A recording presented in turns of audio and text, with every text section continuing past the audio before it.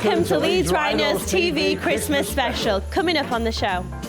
Stevie Ward caught up with former Leeds United star and England international footballer James Milner to talk about the work he does with our foundation.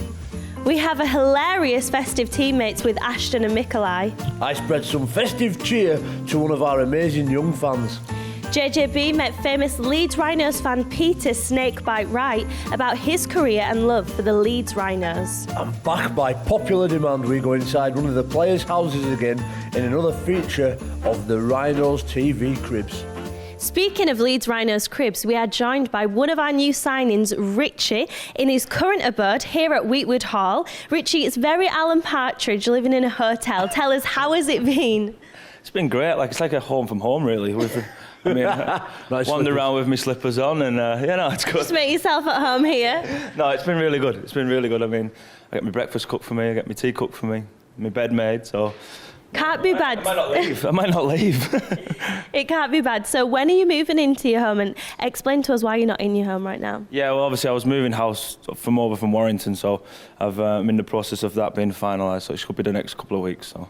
And it's getting built? It is, yeah, it's a new build, so hopefully it can be done and can be in before Christmas. And for those who don't know, Richie's got quite a famous missus who works in television as well for the BBC. She might be able to help us on Leeds Rhinos TV. Just to explain who she is and what she might be able to do with us.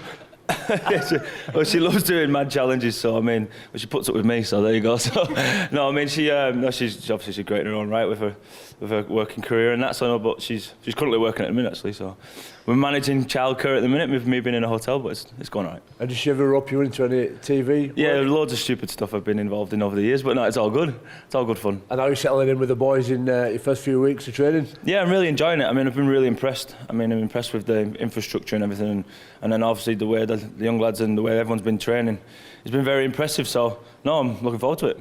And what is a typical Christmas day in the Myler household?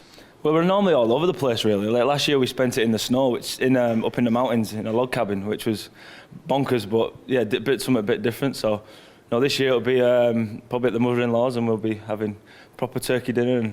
So you'll be getting cooked for again? Again, yeah. So I normally like cooking as well, so it's actually it's a bit weird for me. I put you on the spot. What's your favourite Christmas film? Oh, Home Alone. What's your favourite Christmas song? Mariah Carey. Go on. Go and sing it to us. It. No, I can't sing that song. I'm singing to Jonesy. All I want for Christmas is you. And can you name what reindeers? Rudolph, Dasher, Blitzen. No, that's it. Can you name all the reindeers? No, but I need to learn it. No. I can't wait to play with this guy, and I can't wait to finish this coffee in this very festive atmosphere here at Wheatwood Hall. Now let's jump into the show where Stevie Ward catches up with Leeds Rhinos fan and footballing superstar James Milner. Stevie Ward here for Leeds Rhinos, and I'm here with James Milner. And it's funny, James, because like you, I'm a Leeds lad, and I played football all the way through my youth, and not to your level, but I enjoyed it, and I also played rugby, of course, on the side. And I think it's just a good opportunity to ask you if you had any did you come to any passionate rugby league games, or did you support Leeds Rhinos when you were a youngster, and did you juggle the both at all? To be honest, it was football and cricket for me. My school was a rugby union school, so I played a bit. But unfortunately, I'd have preferred to play league, and always followed the Rhinos. Been to a couple of games, not as many as I'd like, but always watching on TV. I'm sure the boys will vouch for that. Lads I've played with, Joe Hart and people are always going on about the Rhinos and saying, "Will you shut up?" Friday night in a hotel, night before a game, and get Rhinos on, and they want to watch football. And like, now Rhinos are on, let's watch them. So yeah, the boys know that I'm a follower, and I've managed to watch some great success over the recent years, which is all credit to you boys, and to have Kev involved in our foundation as well. It's amazing, really. He's a legend, gets chucked about a bit, but he is, especially what he's done for the club. So, and knowing what sort of person he is as well, I think it's great to have him involved. And like I say, just great to follow you boys and the success you've had. Class, that's brilliant. And we've just seen James getting involved in a training session, which is direct cause from the help you're giving to the donations and stuff, which is absolutely brilliant. And you got quite involved, got a bit sweaty, and got right motivated, and it was brilliant. And I just guess being Leeds lads, it's massive for us to see that sort of stuff going on in the community, and it must be brilliant for you to be able to have a big hand in that, and to be able to put something on like that. I guess it's brilliant. Yeah, I think, like I say, very fortunate to do what we do for a living, and you know, there's obviously good sides and bad sides to having that profile and being out and being recognised and things like that, and people watching you. But you know, on the positive side, we can use that to help others. And you know, I think Foundation's in its 6th year now, maybe, and we've managed to raise about £500,000, and that goes to all great causes, charities, and schemes like this in different sports. That's what we set up to do, not just football and sport, but also, you know, different sports. And we've done it all over the north of England, and obviously me being a Leeds lad, you know, I want to get involved as much as I can here. And like I say, the support Kev's given us over the years, it was a no-brainer, and me following the Rhinos, stuff like that. So it's great to be involved, and you know, any difference you can make. And some of these kids, you know, they're not having the best times at home, or they might not be able to afford to go to sport and do sport, and to be able to contribute to allow them to be able to do that. And you know, we both know how much it's meant to our lives and growing up, and you seem to forget everything, especially as a kid when you're out there and you're just playing sport, whether it's on the park or whether it's for a team. So it means so much to the kids, and to be able to help and give the children that opportunity is fantastic. Yeah, I think I probably link this in. I've got a funny enough, like I put a photo out on my Instagram, and it's wearing that top that you would have debuted in. Is it O2? I think that might be O2. O2, that's a bit of a throwback, that. I've got that on my wall, I think. Yeah, still. It's not a bad kit, that Strongbow kit. Yeah, I remember it was West Ham away, it was, and we were winning. And I'd been travelling not quite on bench, and then I got on bench and we were playing West Ham. I think we were like 4-1 up or something. I thought, definitely getting on here. 4-2, definitely getting on here. 4-3, maybe not. And Venables stuck me on, and first thing I did was pass it straight to Paolo Di Canio, and he nearly scored. I was like, oh god. But yeah, it was. I've still got that on me, but it's signed by Old Boys, so yeah, I've still got it. Because you were 16, weren't you, when you made your debut?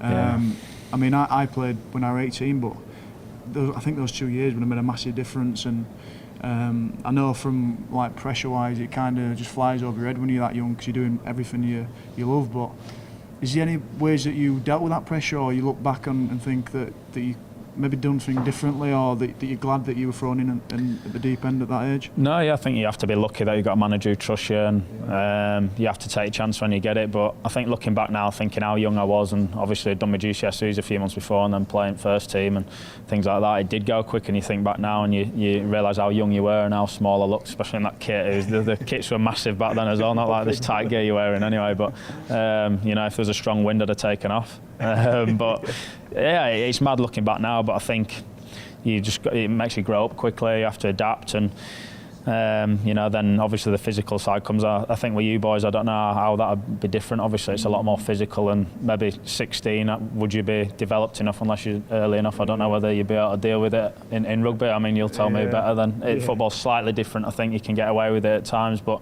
yeah, I think it's like you say, if you're good enough, you're old enough, and you have to take that opportunity. But I've been lucky, I've played a lot of games, and touch would still feel good after 15 years. James, what is your favourite Christmas film? Whoa, tough one. Probably has to be one of the Home Alones, I'd have thought. Right, yeah. Well, every year I used to have it on Christmas time. It's always on TV. And we've grown up with that, yeah. Exactly, yeah. Sweet. I think I'm showing my age there, because most people say Elf. Yeah, I know. Elf's like the go-to one, isn't it? Exactly. Favourite Christmas song? Yeah, that all the best. I know mine. One of mine. Go on. What's yours? Mine would be that Slade one. What's the title of that? Do they? No, it's not. Do they know it's Christmas? Do they? What's the Slade one? Merry Christmas, everybody. Merry Christmas, everybody. Yeah, I remember. As if you wanted to come and sing that. Yeah, do you want to come on? We've got Slade in here. Yeah, that's mine. One of them. I'll go with. Yeah. What's your favourite Christmas memory? I think Christmas-wise, obviously just being with the family and presents and being a kid and getting so excited. Probably actual Christmas memory of Christmas time was my first goal for Leeds United, Boxing Day, 2002, a long time ago. So that was a great Christmas, and then managed to score 28th as well. So yeah, I think probably that Christmas, because everything happened so fast, and I always wanted to play for Leeds, and so that was a great present. Best present ever, that. Yeah, it's class. What's your guilty pleasure on Christmas Day? when everyone's stuck into the chocolates, what does James Milner choose to do? Yeah, I might treat myself to an odd chocolate, but it's one of them, and it's Christmas dinner and a big bowl of pasta on side as well. It's a bit unusual, but we always play 26, so it's that time of year, and you know, it's part of the job. 15 Christmases I've done now. I'm James Milner, a proud Vice President of Leeds Rhinos Foundation, a charity using the power of sport to change lives.